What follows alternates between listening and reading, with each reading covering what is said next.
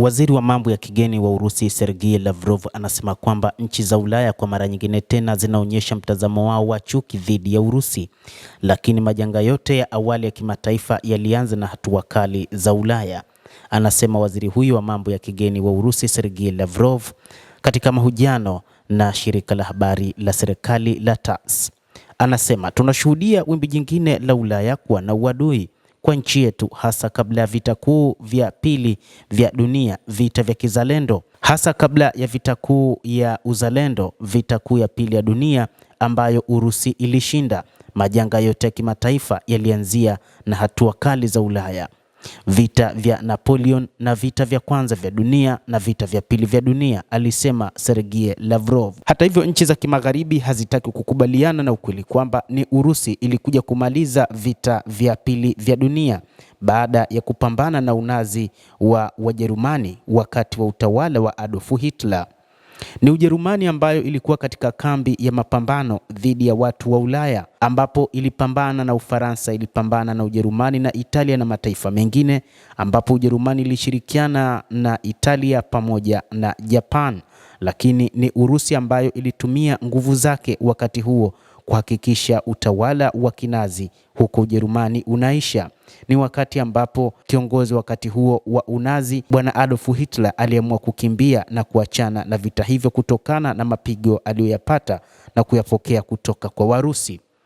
Ni baada ya vita vya pili vya dunia Ulaya ilipodhoofika, Wamarekani wakawa viongozi wa kile kinachoitwa ulimwengu huru, na kisha ndio walianzisha migogoro mingi kwenye sayari, na kabla ya hapo majanga yote yalitoka Ulaya, alisema Sergei Lavrov, waziri wa masuala ya kigeni wa Urusi. Hata hivyo, amesema kwamba kuingia madarakani kwa wawakilishi wa serikali ya Kiev baada ya kuvunjika kwa Umoja wa Usovieti ni matokeo ya ukweli kwamba watu wa Ukraine walisahau historia mababu zao na kuungana na watu wa Magharibi ambao wametengeneza chuki za kiroho na za kimaadili kwa watu wa Urusi.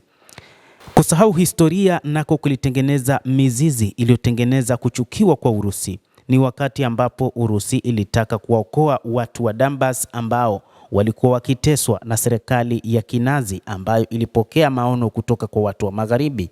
Ni wakati ambapo nchi za Magharibi zikaamua kuonyesha chuki ya waziwazi kutokana na rais wa Ukraine Volodymyr Zelensky kuungana nao.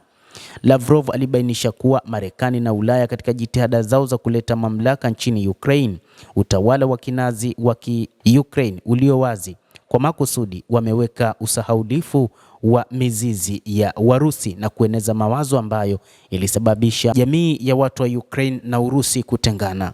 Hii ilitumiwa na Wamarekani na wazungu kuleta madaraka nchini Ukraine, utawala wa kinazi unaochukiwa waziwazi na Warusi ambao ulitangaza vita dhidi ya watu wake wenyewe.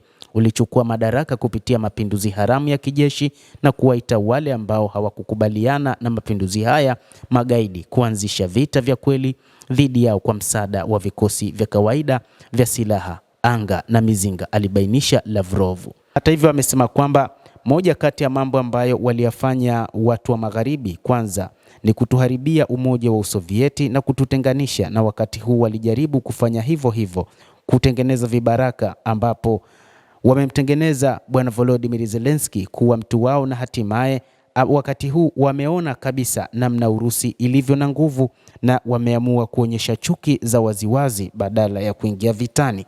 Tuliwaambia ole wao waingie vitani. Wamepeleka silaha lakini hawakujaribu kupeleka wanajeshi wao.